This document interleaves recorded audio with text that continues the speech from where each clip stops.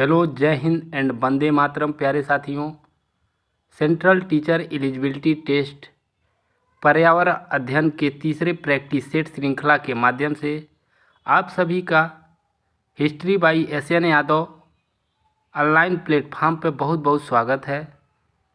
साथियों, आज के प्रैक्टिस सेट में हमने सेंट्रल टीचर एलिजिबिलिटी टेस्ट यानी CTET प्राथमिक स्तर कक्षा 1 से 5 के शिक्षकों के लिए पर्यावरण अध्ययन नामक टॉपिक से लगभग 30 प्रश्नों के क्रमवार श्रृंखला को लेकर उपस्थित हो रहा हूं। साथियों, उम्मीद करता हूं कि यह जो प्रश्न है आपकी आगामी परीक्षा के दृष्टिकोण से बेहद महत्वपूर्ण साबित होंगे। तो साथियों, इसी के साथ हम आज के पहले प्रश्न पर चलते हैं। आज का हमारा जो पहला प्रश्न है वह निम्नलिखित में से कौन सा आकलन प्रक्रियाओं के बारे में सबसे कम उपयुक्त है। यहाँ सबसे कम उपयुक्त बताना है। यह है बच्चों को निजी विवरण और व्यक्तिगत पृष्ठपोषण फीडबैक देना वांछनीय अभ्यास है।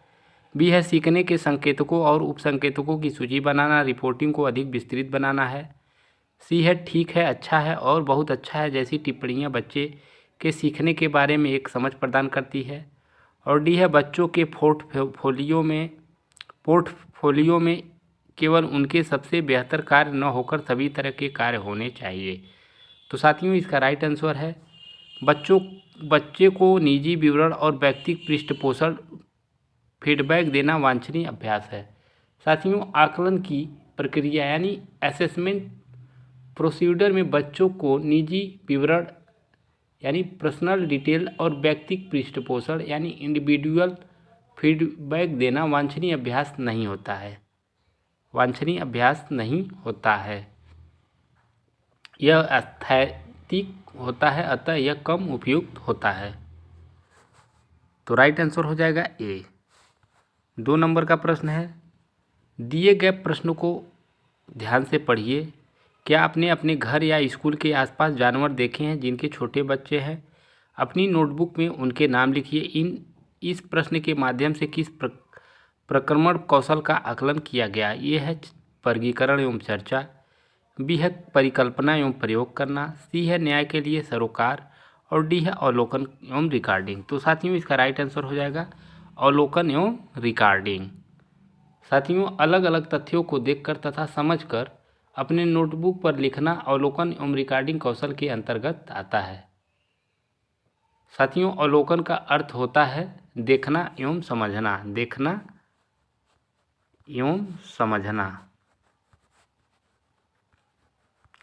अवलोकन का अर्थ होता है देखना और समझना, जबकि रिकॉर्डिंग कौशल देखे गए तथ्यों को सूचीबद्ध करना होता है। यानी रिकॉर्डिंग का अर्थ होता है कि देखे गए तथ्य को सूचीबद्ध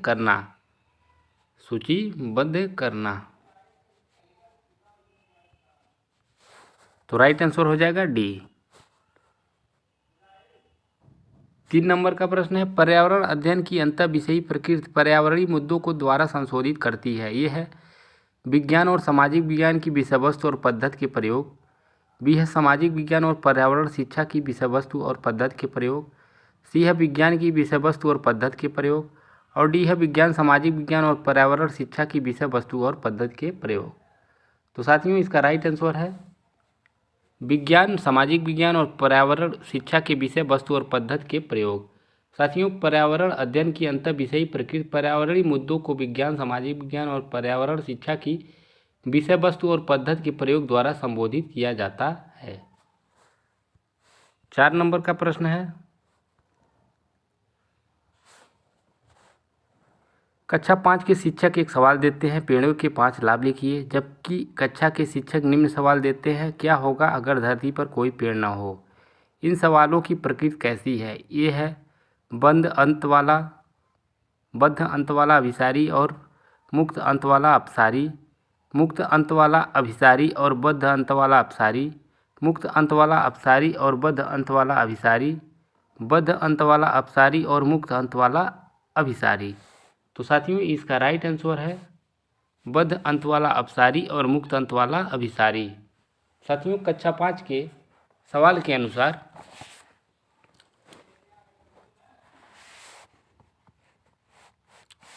पेड़ के लाभ लिखना किसी निश्चित सीमा का निर्धारण नहीं करता है, अतः यह मुक्त व अंत वाला अभिसारी प्रकृति का है। जबकि कक्षा 5 के सवाल के अनुसार अगर पृथ्वी या पेड़ न बचे तो धरती पर क्या होगा, यहाँ पेड़ न होना एक अनिवार्य शर्त लगा दी गई, अतः यह बहु अंत वाला अपसारी प्रकृति है। तो राइट आंसर हो जाएगा डी, यानी बंद अंत वाला अपसारी और मुक्त अंत वाला अभिसारी है।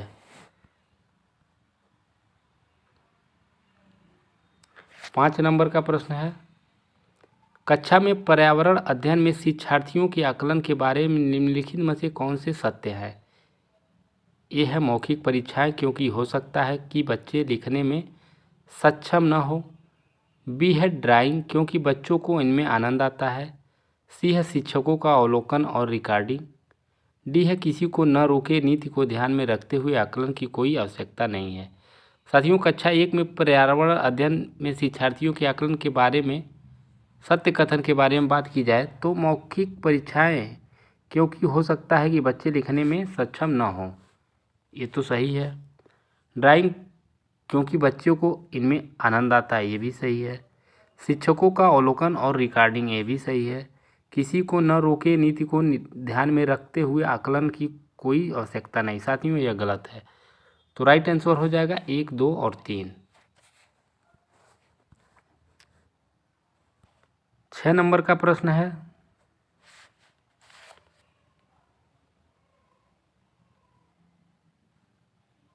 कक्षा 5 की शिक्षिका एक एल्युमिनियम फाइल लेती है और पानी में डाल देती है एवं दिखाती है कि वह ऊपर तैरता है। फिर वह फाइल को मरोड़कर जोर से दबाती यानी निचोड़ती है और फिर से पानी में डालती है तथा शिक्षार्थियों को दिखाती है कि वह डूबता है।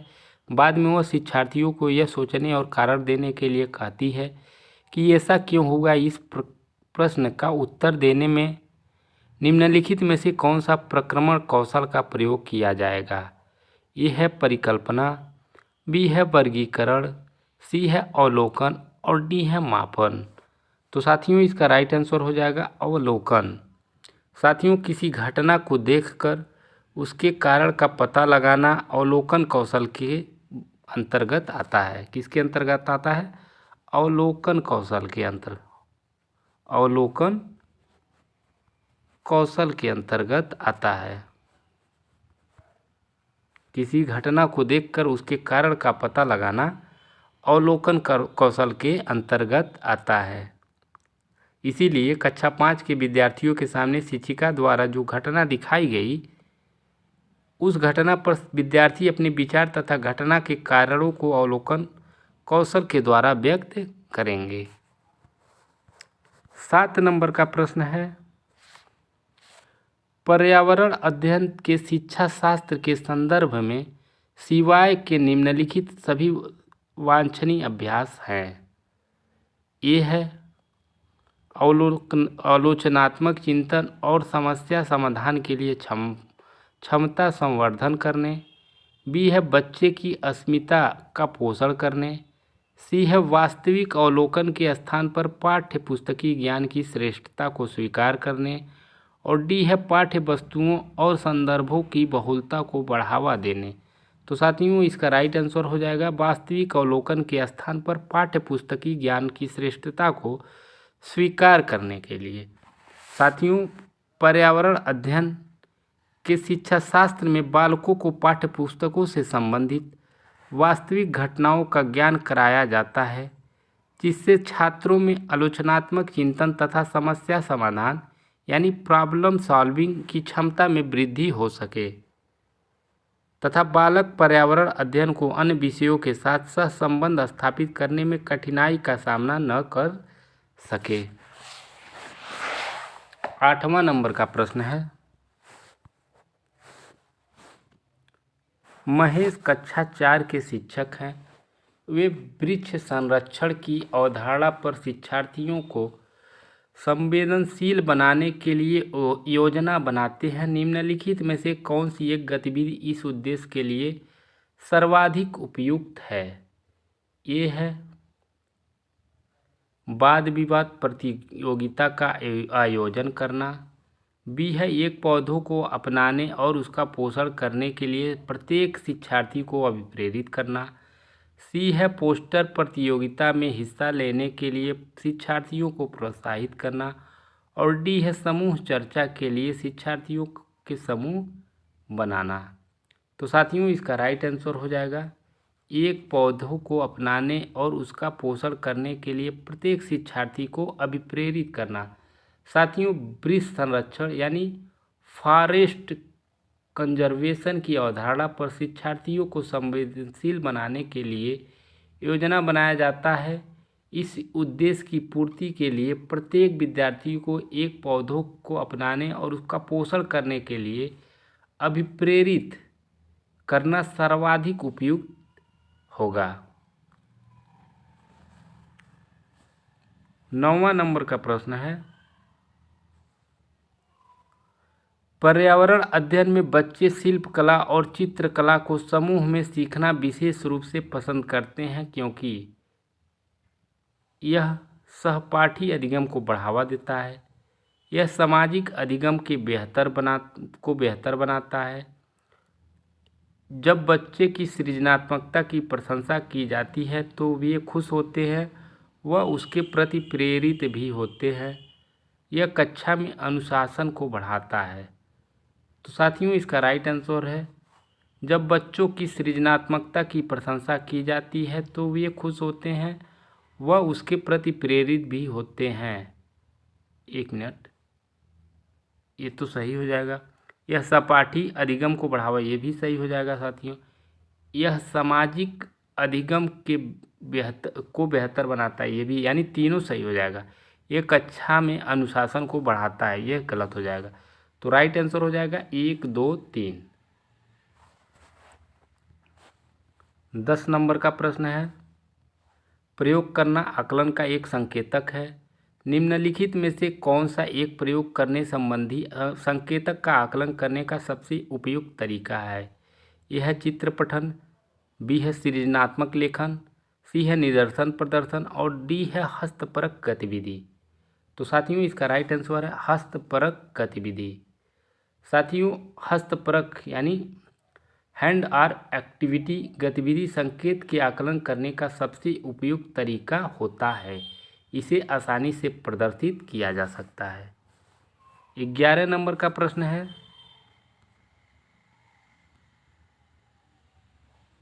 प्राथमिक कक्षाओं में शिक्षार्थियों के पास अनेक उपकरणों में अनेक वैकल्पिक अवधारणाएं होती हैं जैसे सजीव, निर्जीव, जल चक्र, पौधे आदि।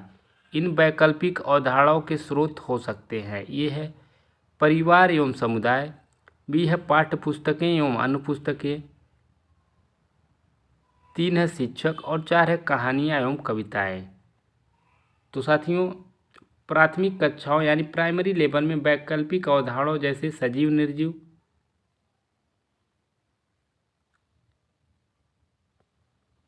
जल चक्र एवं पौधे आदि होते हैं। इन अवधारणाओं के मुख्य स्रोत बालक का परिवार एवं समुदाय, उसकी पाठ्य पुस्तकें, शिक्षक तथा कहानी कविताएं होते हैं जो सुनकर एवं पढ़कर नई अवधारणाओं को आत्मसात करते हैं। तो राइट आंसर हो जाएगा परिवार एवं समुदाय, पाठ्य पुस्तकें एवं अनुपुस्तकें और कहानी एवं कविताएं, यानी 1, 2 और 4।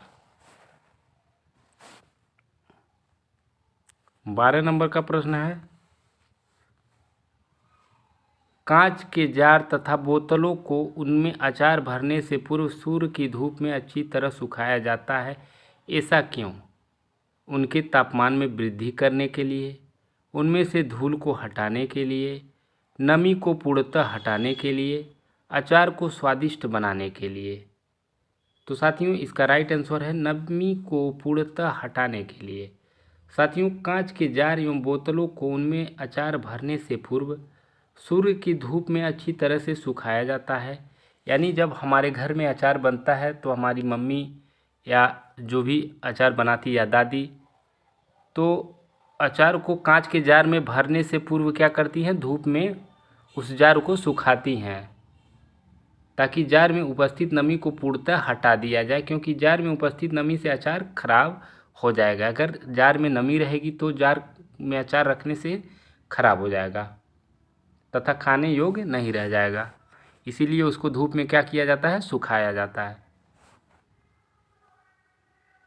13 नंबर का प्रश्न है, रेणु की दादी उससे एक सूखा कुआं दिखाते हुए बताती हैं कि 15-20 वर्ष पहले कुएं में पानी था, लेकिन अब यह पूर्णतः सूख गया है। कुएं में पानी सूखने का क्या कारण हो सकता है? यह है पेड़ों कुएं तथा उनके आसपास के स्थान की मिट्टी को अब सीमेंट से ढक दिया गया है। 2 है आसपास के इलाके में बहुत सारे बोरिंग पंप लग गए हैं। 3 है प्रत्येक व्यक्ति के घर में अब नल होने के कारण कोई भी कुएं का प्रयोग नहीं करता है। तो साथियों इसका राइट आंसर हो जाएगा पेड़ों कुएं तथा उनके आसपास के स्थान की मिट्टी को अब सीमेंट से ढक दिया गया है। आसपास के इलाकों में बहुत सारे बोरिंग पंप लग गए हैं। साथियों ये भी सही हो जाएगा, क्योंकि आसपास के इलाके में अगर ज़्यादा बोरिंग पंप लग जाएंगे तो क्या करेगा, पानी को अवशोषित कर लेगा, यानी खींच लेगा। तो कुएं में जो है पानी जब भरा तो पानी क्या हो जाएगा, उसका जल स्तर जो होगा नीचे चला जाएगा। तो राइट आंसर हो जाएगा 1 और 2।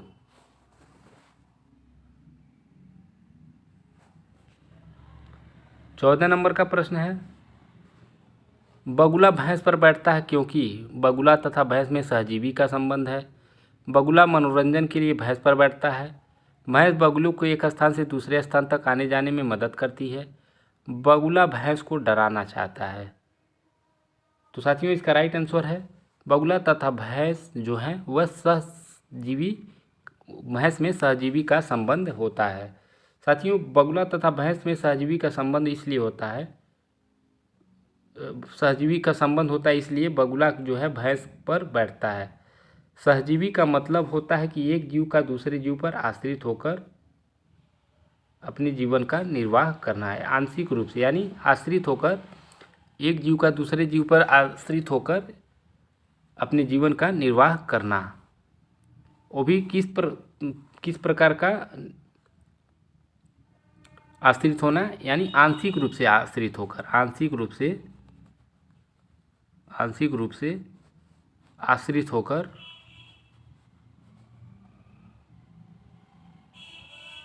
आश्रित होकर अपने जीवन का निर्वाह करना। इसीलिए जो है बगुला भैंस पर बैठता है। और भैंस पर बैठकर साथियों क्या करता है, मछली को देखता है और देखने के बाद उसको अपना भोजन बनाता है। 15 नंबर का प्रश्न है, निम्नलिखित में से जड़ का कौन सा कार्य पौधे के लिए नहीं है? यह है भोजन भंडारण संचित करना, बी है ह्यूमस उपलब्ध कराना, सी है पौधों को सहारा देना, और डी है जल तथा खनिजों का अवशोषण करना। तो साथियों इसका राइट आंसर है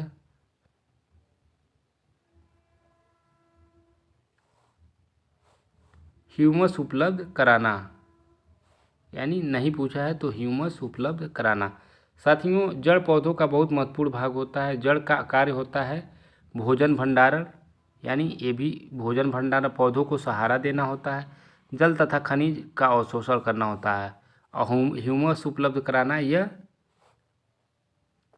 कार्य जड़ का कार्य नहीं है। जड़ का कार्य नहीं है। साथियों ह्यूमस जो होता है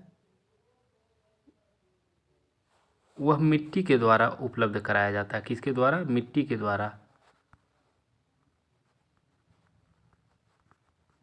उपलब्ध कराया जाता है। तो राइट आंसर हो जाएगा बी।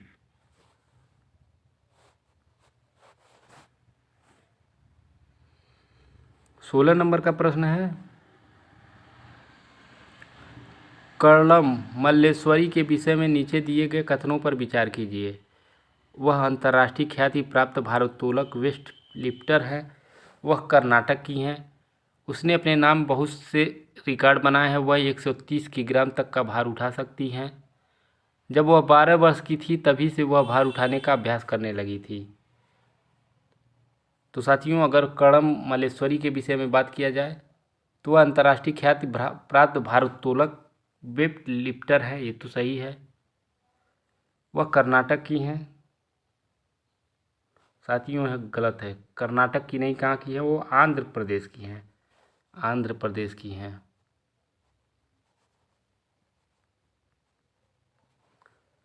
उसने अपने नाम से बहुत से रिकॉर्ड बनाए हैं। वह 130 किलोग्राम भार उठा सकती हैं।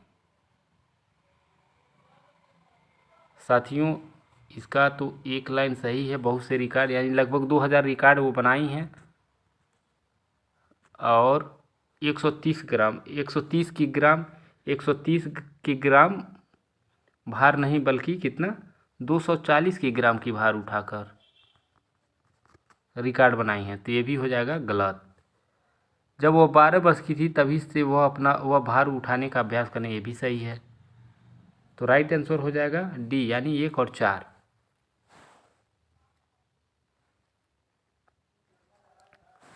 17 नंबर का प्रश्न है, सीढ़ीदार कुएं अथवा बावड़ी से संबंधित निम्नलिखित कुछ कथन दिए गए हैं। एक है, वे जल भंडारण तथा संरक्षण की पारंपरिक व्यवस्था है। 2 है, सामुदायिक स्रोत के रूप में उनका प्रयोग होता है। 3 है, उनका निर्माण मुख्यतः वर्षा रहित राज्यों में होता है। और 4 है, उनमें केवल संदूषित जल होता है। उपयुक्त में से कौन से कथन सही हैं? तो साथियों, सीढ़ीदार कुएं अथवा बावड़ी से संबंधित कथन की बात की जाए तो वे जल भंडारण तथा संरक्षण की पारंपरिक व्यवस्था, ये तो सही है। सामुदायिक स्रोत के रूप में उनका प्रयोग होता है, ये भी सही है। उनका निर्माण मुख्यतः वर्षा रहित राज्यों में होता है, ये भी सही है। उनमें केवल संदूषित जल होता है। साथियों, यह गलत है। तो राइट आंसर हो जाएगा 1, 2 और 3। 18 नंबर का प्रश्न है, बरली एक पारंपरिक कला का प्रकार है। बरली नामक स्थान किस राज्य में है? ए है महाराष्ट्र, बी है ओडिशा, सी है राजस्थान और डी है बिहार। तो साथियों, इसका राइट आंसर है महाराष्ट्र। साथियों, बरली चित्रकारिता की एक पारंपरिक कला है। यह बरली नामक आदिवासी समुदाय की कला है। यह जनजाति महाराष्ट्र में रहते हैं। कहाँ रहते हैं? बरली जो हैं वो महाराष्ट्र में रहते हैं।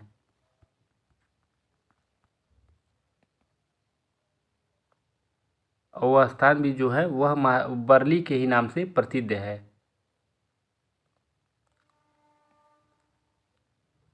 साथियों, यह जो जनजाति है पश्चिमी भारत की सबसे बड़ी जनजाति है। बरली जो जनजाति है वह पश्चिमी भारत की सबसे बड़ी जनजाति के रूप में जानी जाती है। 19 नंबर का प्रश्न है, तमिलनाडु के निकटवर्ती समीपवर्ती राज्य हैं केरल, कर्नाटक और आंध्र प्रदेश। केरल, गुजरात और कर्नाटक। आंध्र प्रदेश, गोवा और कर्नाटक। गोवा, कर्नाटक और केरल। तो साथियों, इसका राइट आंसर है केरल, कर्नाटक और आंध्र प्रदेश। साथियों, तमिलनाडु राज्य की सीमा केरल, कर्नाटक तथा आंध्र प्रदेश राज्य की सीमा से लगा हुआ तथा तमिलनाडु की सीमा पर पांडिचेरी केंद्र शासित राज्य की सीमा भी लगा हुआ है। तो राइट आंसर हो जाएगा ए। 20 नंबर का प्रश्न है, निम्नलिखित में से किसकी सुनने की शक्ति इतनी तीक्ष्ण होती है कि वह बाई से पत्तों के हिलने की ध्वनि और घास पर किसी जानवर के चलने की ध्वनि में अंतर कर सकता है? ए है बाघ, बी है गिद्ध, सी है रेशम का कीड़ा और डी है कुत्ता। तो साथियों, इसका राइट आंसर है गिद्ध। यानी गिद्ध जो है वह उसकी सुनने की क्षमता इतनी तेज होती है कि वह वायु से पत्तों के हिलने की ध्वनि और घास पर किसी जानवर के चलने की ध्वनि में अंतर कर लेते हैं।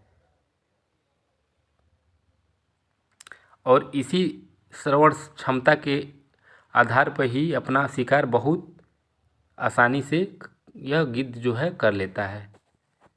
21 नंबर का प्रश्न है, जब कोई व्यक्ति ट्रेन द्वारा अहमदाबाद से केरल की यात्रा करता है, जब वह अनेक सुरंगों को पार करता है। ये सुरंग पर्वतों में है, विंध्याचल, अरावली, पश्चिमी घाट, पूर्वी घाट। तो साथियों इसका राइट आंसर है पश्चिमी घाट। साथियों विंध्याचल पर्वत मध्य प्रदेश एवं उत्तर प्रदेश में स्थित है। मध्य प्रदेश एवं यूपी में स्थित है। अरावली पर्वत श्रेणी राजस्थान में है। राजस्थान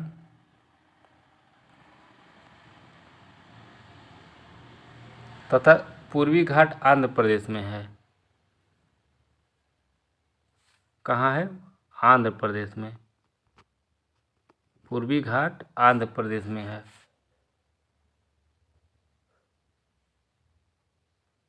और पश्चिमी घाट जो है वह महाराष्ट्र में है।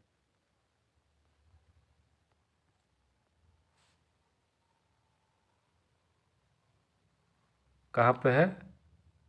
महाराष्ट्र। इसलिए अहमदाबाद से केरल की यात्रा करने पर पश्चिमी घाट की सुरंगों से होते हुए ट्रेन जाएगी।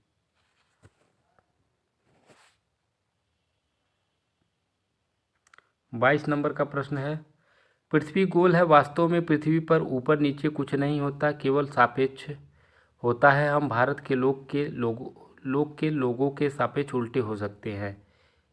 यानी कहाँ के लोगों के सापेक्ष उल्टे हो सकते हैं? ए है अलास्का यूएसए, बी है लीबिया, सी है अल्जीरिया और डी है अर्जेंटीना। तो साथियों इसका राइट आंसर है अलास्का यूएसए। यानी ग्लोब पर भारत की स्थिति तथा अलास्का की स्थिति देखने पर पता चलता है कि हम भारत के लोग जो हैं वह अलास्का के लोगों के सापेक्ष यानी उल्टे हैं। 23 नंबर का प्रश्न है, मच्छरों के प्रजनन की रोकथाम के लिए ठहरे पानी पर तेल डालने की सलाह दी जाती है। ऐसा इसलिए क्योंकि तेल ऑक्सीजन की आपूर्ति को काट देता है, जिससे मच्छरों का प्रजनन थम जाता है। बी है मच्छरों को तेल द्वारा आकर्षित किया जाता है। सी है मच्छर तेल द्वारा मर जाते हैं। और डी मच्छर तेल की परत में फंस जाते हैं। तो साथियों इसका राइट आंसर है तेल ऑक्सीजन की आपूर्ति को काट देता है, जिससे मच्छरों का प्रजनन थम जाता है। यानी मच्छरों के प्रजनन की रोकथाम रोकने के लिए ठहरे हुए पानी पर तेल डालने की सलाह दी जाती है, क्योंकि तेल का पृष्ठ तनाव कम होने के कारण तेल जल के ऊपर फैल जाता है। इससे जल में ऑक्सीजन की आपूर्ति नहीं हो पाती और मच्छर का प्रजनन थम जाता है।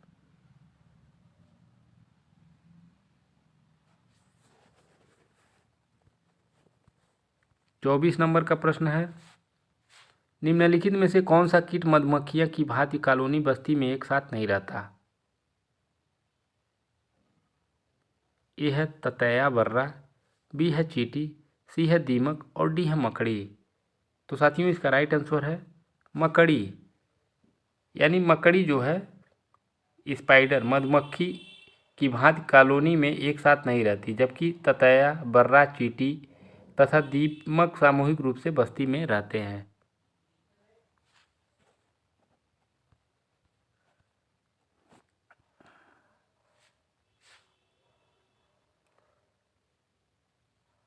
पच्चीस नंबर का प्रश्न है, ग्रामीण क्षेत्रों के मकानों के ढांचे वहाँ की जलवायु मौसम की स्थिति से संबंधित होते हैं। एक गांव के मकानों के लक्षण नीचे दिए गए हैं। महान मजबूत बांस के खंभों पर बने होते हैं। अंदर से भी मकान लकड़ी से ही बने होते हैं। मकान ज़मीन से लगभग 3 मीटर से 3.5 मीटर ऊंचाई पर बने होते हैं। मकानों की छतें ढालू होती हैं। यदि इस गांव में भारी वर्षा होती तो यह गांव किस राज्य में होना चाहिए? तो साथियों इसका राइट आंसर है इसके ऑप्शन है असम, उत्तर प्रदेश, राजस्थान, बिहार। तो साथियों इसका राइट आंसर हो जाएगा असम। साथियों असम में भारी वर्षा होती है, अतः वहाँ के गांवों में घर बनाने की विशेष प्रक्रिया होती है। यहाँ के घरों की जो विशेषताएं होती हैं वह मकान मजबूत बांस के खंभों पर बने होते हैं, लकड़ी से निर्मित होते हैं। मकान ज़मीन से 3 मीटर ऊंचाई पर बने होते हैं। मकान की छतें जो होती हैं वह ढालू नुमा होती हैं। 26 नंबर का प्रश्न है, कुडुक कहाँ के लोगों की भाषा है? ए है मिजोरम, बी है मणिपुर, सी है अरुणाचल प्रदेश और डी है झारखंड। तो साथियों इसका राइट आंसर होगा झारखंड। यानी कुडुक जो है ओराव जनजाति द्वारा बोली जाती है। किस जनजाति द्वारा? ओराव जनजाति द्वारा बोली जाती है। और यह जनजाति मुख्यतः झारखंड और छत्तीसगढ़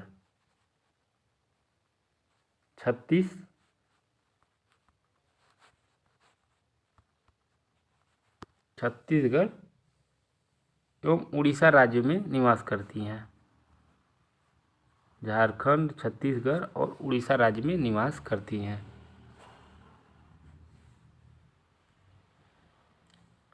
27 नंबर का प्रश्न है,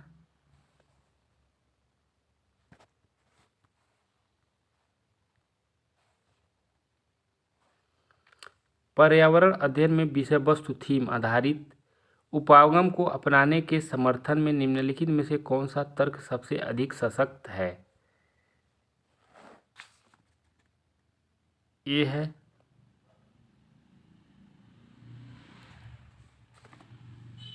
यह पाठ्य योजनाओं को एक ढांचा प्रदान करने और शिक्षण को अधिक प्रभावी बनाने में मदद करता है। बी है यह शिक्षण को अधिक रोचक और गतिविधि आधारित बनाने में मदद करता है। सी है यह अवधारणाओं, मुद्दों और कौशलों के बृहद विस्तार को सम्मिलित करने में मदद करता है। और डी है यह विषय सीमाओं को नरम सौम्य बनाने और संपूर्णता में ज्ञान को प्राप्त करने में मदद करता है। तो साथियों इसका राइट आंसर हो जाएगा यह विषय सीमा को नरम सौम्य बनाने और संपूर्णता में ज्ञान को प्राप्ति करने में मदद करता है। साथियों पर्यावरण अध्ययन यानी इन्वायरमेंट स्टडीज में विषय वस्तु थीम आधारित उपागम को अपनाने के समर्थन में सर्वाधिक सशक्त तर्क यह हो सकता है कि यह विषय वस्तु यानी थीम विषय सीमाओं को नरम सौम्य बनाने और संपूर्णता में ज्ञान को प्राप्त करने में मदद करता है।